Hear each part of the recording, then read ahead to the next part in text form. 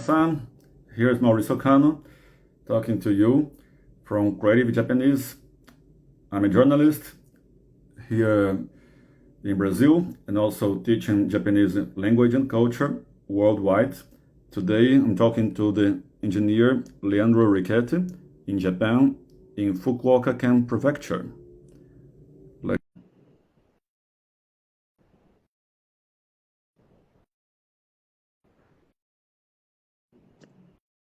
I'm trying. Let's see if we can do this.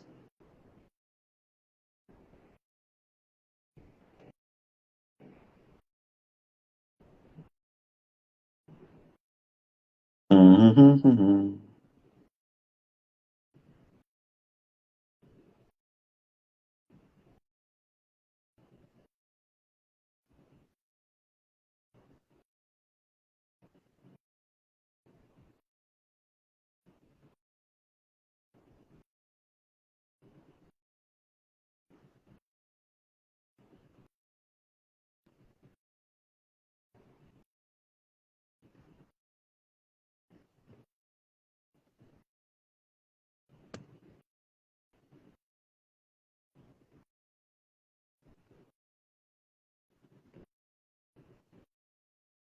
Oh, finally. I Well, hope finally it works. yeah. Well, okay, let's do this happen finally. Yatto, né? やっと。Okay, that's the way. Gambarimashou, né? 頑張れ頑張れ。Ishokenme. This is 一生懸命。a very good expression. Yeah, Ishokenme. With all our efforts. exactly. Hi there, Laofe-san. I don't know if you are a follower from my page or if you Oh, know probably Leandro. mine. Okay, Probably for mine. good. So, well, finally, let's introduce ourselves. The aim today is talk about the experience of Leandro Riquet, electronic engineer from Brazil, who has been living in Japan, Fukuoka-ken prefecture, about the difference, about learning the language, the culture and everything, the relationships, yeah. And well, anyway, I mean, I've been doing interviews like this for a couple of years. Actually, I'm a journalist for more than 15 years, almost 20 years. But usually I was producing contents, even interviews like this in Portuguese. But now I'm focusing more in international public. So this interview today is in English. Yeah. Um, I'm I've been teaching people worldwide, um, more than 200 students from more than 20 countries. It's very interesting to have this experience teaching people from many countries, um, sharing my knowledge and experience about Japan. Well, please be my guest and feel comfortable to introduce a little yourself, dear my former student Leandro Riquet. Go Hello, on. everybody. My name is Leandro, as Mauricio said. I am an electronic engineer. I work in Japan. I live and work in Japan right now for almost 1 year. And it's been an interesting journey that I want to share with you guys. Very well. Well, so um, you you were my student last year for about maybe I don't know, maybe 6 months or No, eight more than months, that, more than that. 1 year maybe. Almost 1 year. Wow, almost Okay, 1 year. almost 1 year. The year before you went moved to Japan, yeah, Yep. hikoshimashita, ne? Um, so Hikoshita. what were the most impressive differences you got personally in Japan after you studied Japanese with me, for example? Um, in the very beginning of the Japanese study, we need to study the formal way to speak Japanese, the teneke, and it's pretty important for your job and stuff like that.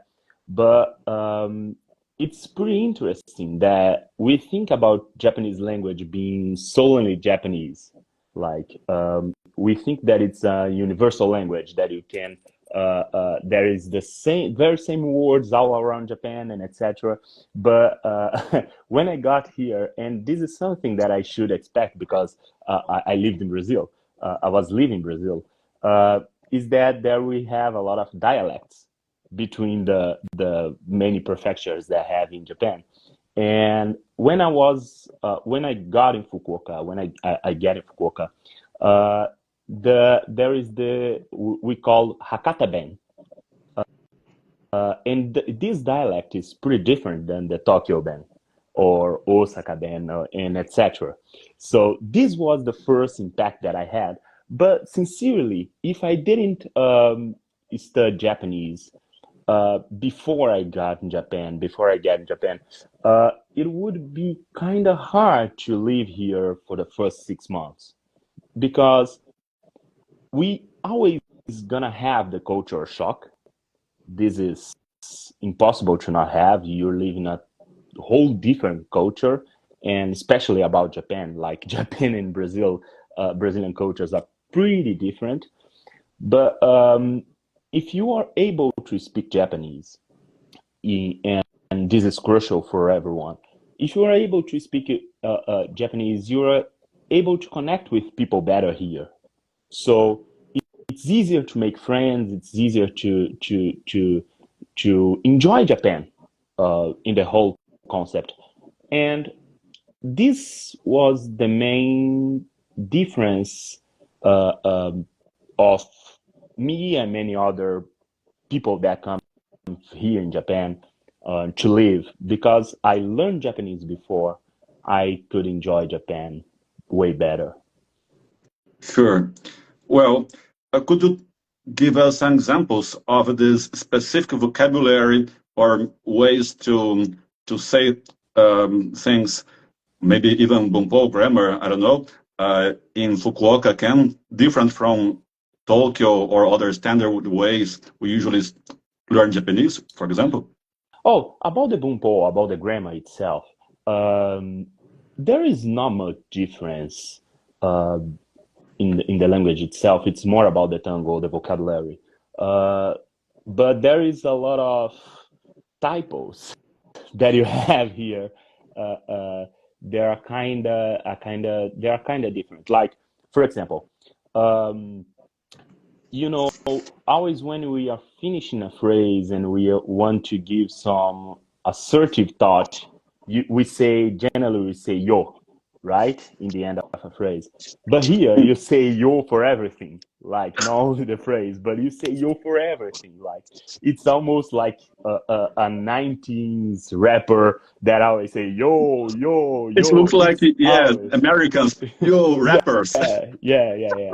Like the 19s rappers, and you say yo for everything, and even like instead of saying e, there is kind of good.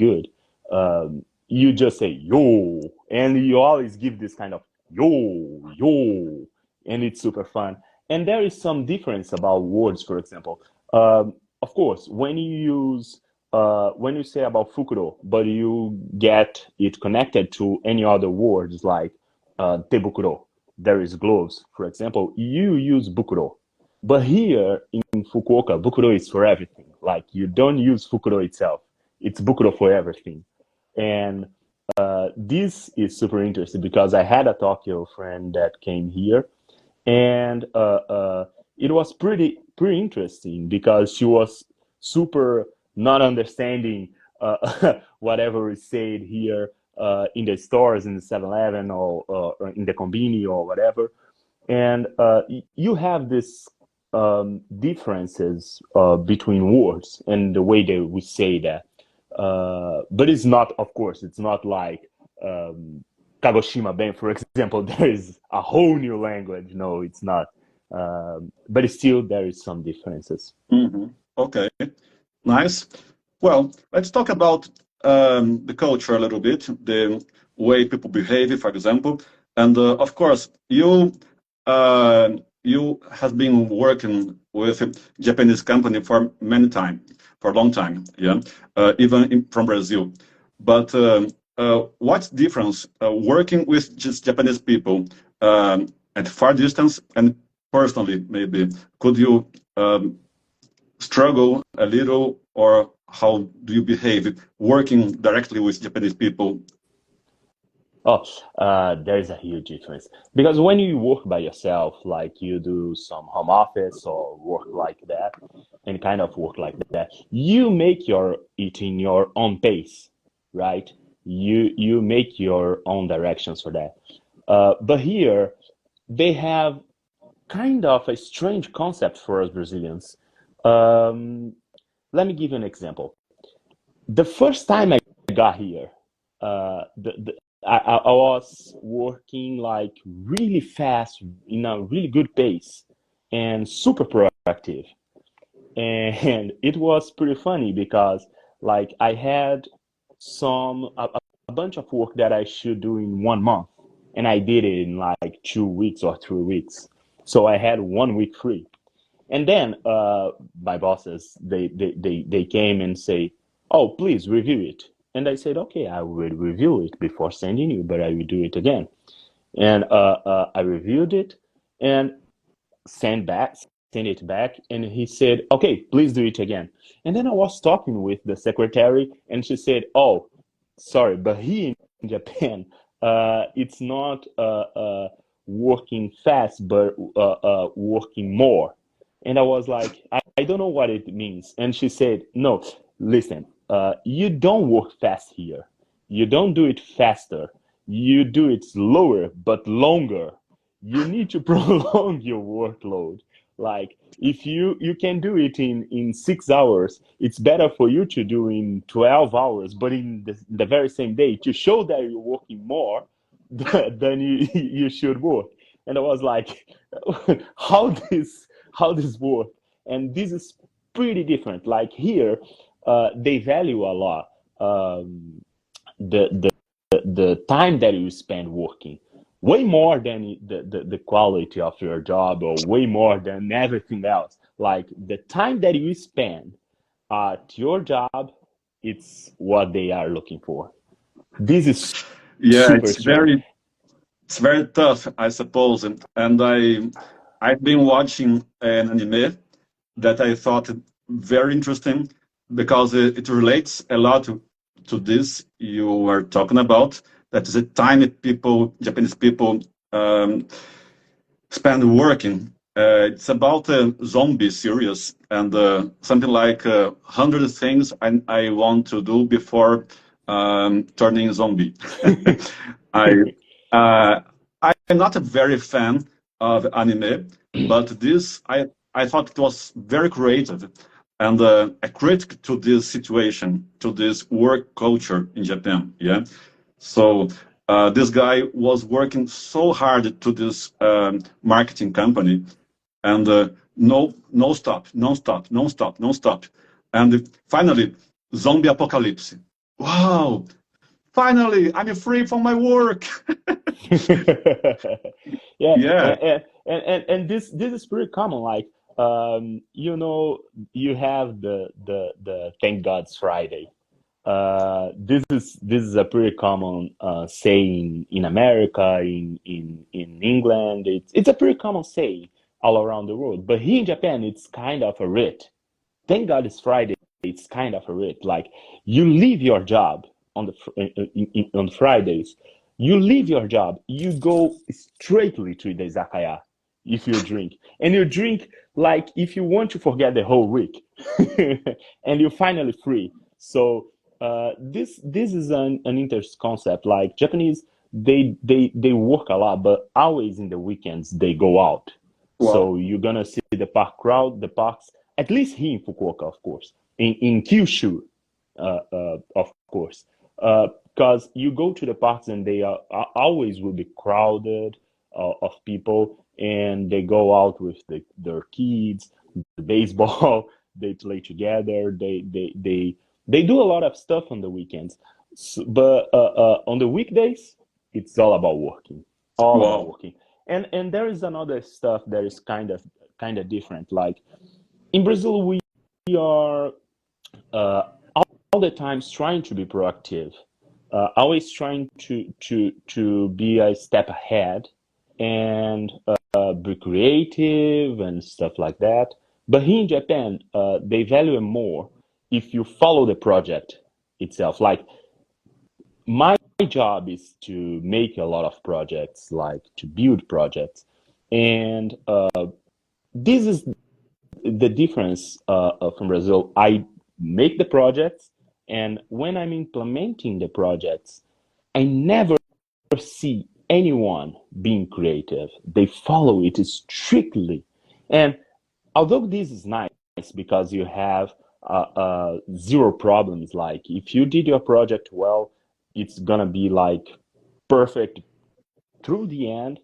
Sometimes you miss this kind of spicy creativity, and this is something pretty different. But in overall, it's been really interesting for me. It's kind of, although I work more, way more than I work in Brazil regarding time, uh, it's kind of less heavier. It's kind of lighter. I don't know if you know what I mean. Because we have this, I don't have too many worries about if my project's gonna go well, if they gonna do it perfectly. I don't have this kind of worries anymore. Mm. Okay, fine. Okay, so in fact, uh, this workload in Japan is very famous, but surely you've been enjoying a lot Japan, as you told me before, yeah, Hmm. and you hope to remain to keep in Japan for a long time, it seems, yeah. So Yeah. why? So if Japan is so strict in the work, for example, um, how why Japan is so enchanted to you? Why Japan is capturing your attention so much, and you may enjoy so much Japan um, besides work and the weekends and maybe relationships. Explain us a little more about that. Well, first of all, Japan has a lot of culture to explore. Like it's a really huge country, although demographically it's not that big. Like if you see the map itself, it seems not that big. But Japan is a huge country, and there is a lot of culture to explore. Each prefecture in Japan actually is pretty different than the other one. And also here in Kyushu, at least here in Kyushu, people is like are always nice to me. They are always nice to me. It's pretty funny to be talking to people, talking together, to go together to places. Uh, it's pretty much enjoyable. But not only that, um, it's kind of a venture that takes long for you to finish it. Let me give an example. Today, I'm doing a small travel um, around Saga, and Saga is pretty close to Fukuoka-ken. Saga-ken is pretty close to Fukuoka-ken. It's really Tonari. It's really vicinity. But the I never have been here because I was going to Nagasaki or Kagoshima or Kumamoto or even Osaka, Kyoto, and etc. But never explored Saga itself. And it's really like by car 30 minutes from my city, 40 minutes max from my city. And I already discovered so many new stuff. And again, just by saying that I'm Brazilian, people here make like a party to receive me. Like every time that I say that I'm Brazilian, people makes a party. They say, "Oh, Brazil is super nice," and please tell me more about Brazil. I want to be in Brazil someday. I want to enjoy Carnival in Brazil someday. I want to enjoy. I enjoy Brazilian music. And yeah, they really enjoy like especially bossa nova. Like every coffee shop, it's playing Brazilian music here in Japan. Every even Starbucks once Starbucks by regularly doesn't have music, but here in Japan, Some at some Starbucks they are playing music, and usually it's Brazilian bossa nova. Like it's impressive how much they like Brazil. Also, uh, there is something here in Japan that you can only find in Brazil. There is nature, a lot of nature. And when I say it, like I say that at the same time, within 15 minutes, I can be at the beach, or I can be inside of a mountain. Like uh, uh, I can be inside of a forest, and I can be in the city by itself.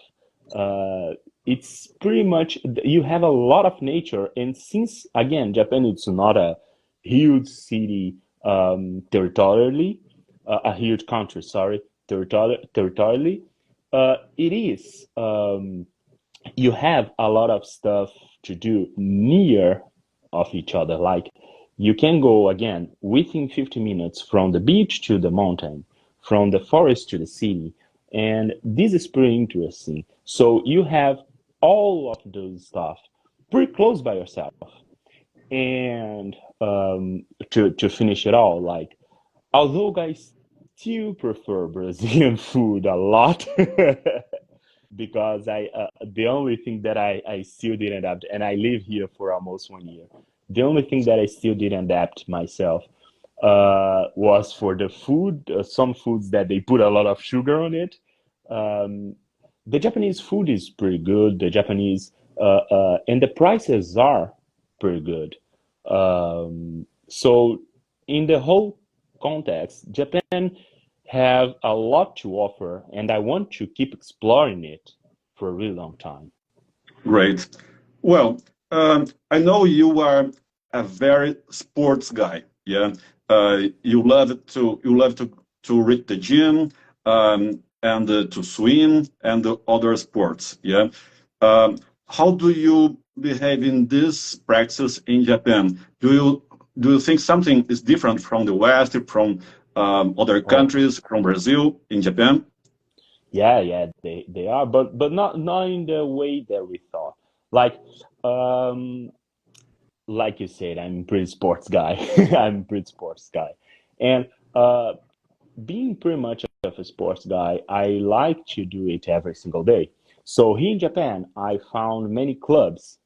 Uh, for example, squash. I do love to do squash, and I found a squash club here, and it's pretty fun to go there because it's a small club. It's not a big club. It's a small club, so you have the possibility to meet people, and they are pretty much faithful for the sport itself. When you practice a sport here in Japan, any sports, it doesn't matter. You remain faithful to it. Like they go, they never fail. It's amazing. It's amazing. And of course, they have different preferences than us. For example, here in Japan, the social sport here is the tennis. Like Japanese loves to play tennis, and I'm pretty bad at it, so I almost don't try. But they also love to play baseball and to watch baseball. It's the preferred sport in Japan. Like it's the number one in Japan. Baseball is the number one, and they are pretty strong at it. Nowadays, they are the best in the world. And on every single school, it may be a koko or a shogako. There is like the elementary school, the high school. It doesn't matter. It has a baseball field, and they will be playing at some point. Uh, and this is pretty much interesting. Uh, I nowadays I do squash. I still swim. Like you told that I love to swim. I learned it in the past year, like I told you, and I truly love to swim. But here in Japan, swimming is pretty much competitive. So I just go to the club and I stay on my lane just by myself, and doesn't matter the others. But I go to the gym every day, and I met people in the gym every single day, and they are pretty much faithful to it. In the Tell squash, me is the more same. about the gym. How do you think people behave in the gym in Japan differently from Brazil, or it's all the same? Oh no, no, no, pretty different, pretty different. In Brazil, we kind of take it seriously. I see nowadays Japanese people study a lot about gym, about doing gym, about exercising, and it's pretty much a fever nowadays in Brazil. Here in Japan is more like they go to the gym more to keep their bodies in a specific way. Like they don't train to get bigger, they don't train to get the shape, like we say in Brazil, but they work to just to remain healthy, if you can say that. And they don't have that very same um, how can I say they don't have this idea of being studying what they do at the gym, like to have new approaches. They will work always in the very same way. And this is pretty interesting because when I got here, I was changing my profile in the gym, like the way I train every single month. And they were looking to me like, what this guy what the hell he's doing? Like what the hell he's doing? Nante kotai. All the time, all the time. And until I explain to some people like, oh, this is the way you do to get this, to get there, and they said, oh, this is pretty much interesting. So it's pretty different. Gym itself, it's pretty different from Brazil. Pretty Interesting. different. Interesting. Well, let's talk about relationships. Yeah, because well, I think that Japan and other Eastern countries like South Korea, China, they have a no-touch culture. For example, very Hmm. different from Brazil and other Latin countries. Yeah, um, even uh, some people there in Europe, maybe Italians or Spanish people. Yeah. Um, and also, of course, for our standards, maybe Japanese people are shy. Yeah. And I suppose you are not shy, totally opposite for that. Not at all. And uh, this doesn't bother you. How do you, how you feel about that? Oh, when I got here, it was pretty interesting because everyone before I got here, everyone, every single one, uh, was talking to me and saying like, "Oh, you're gonna have a huge hard time about relationships in Japan." And I was like, "Why?" Oh, because you're not gonna be able to have a girlfriend there so easily. You're not gonna be able to make friends so easily. And talking about dating itself, it's pretty different, of course. It's way different. And in the very beginning, it was really hard for me to adapt myself to it because in Brazil, we are used to kiss on the streets. We are used to show a lot of affection. We are always showing a lot of affection. And this is something that I kind of miss from Brazil because it's our way. It's our way to say, "Oh, I love you." But here in Japan, we don't show affection the very same way.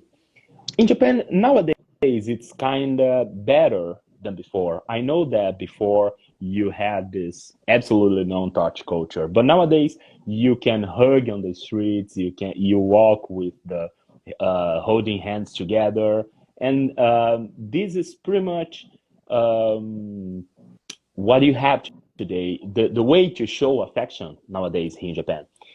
When you are with someone here, you want to walk on the streets with hands crossed. When you are, for example,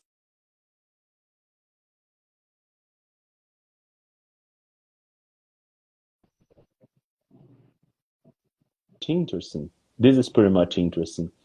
But still, kissing is a huge no-no here in Japan.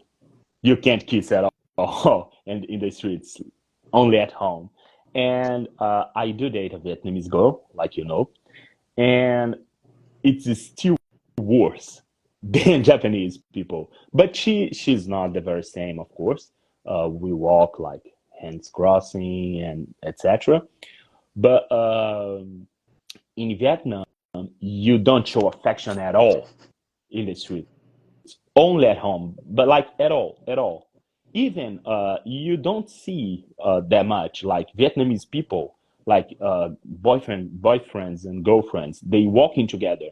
Generally, the boyfriend is with her male friends, and the girlfriend is with her girly friends. Like, and it's this is super interesting to me. But nowadays it's pretty different. Like relationships are pretty different here in Japan. You can and Japan is nowadays is pretty open-minded to a lot of stuff. So it's not that hard to adapt yourself. You just adapt yourself, maybe making something more private, more precious, maybe. Yeah, So you yeah, just learned a new way to value relationships, maybe. exactly, exactly, exactly, exactly. So you needed, of course, to be open-minded yourself because you are a Of foreigner course, there. of course, of course, of course. I need Yeah, to adapt myself. sure. Yeah, there's a whole country around you Yeah, yourself yeah, now. yeah, yeah. Sure. Okay, so we've spent about half an hour in this interview. We are finishing our time in this occasion.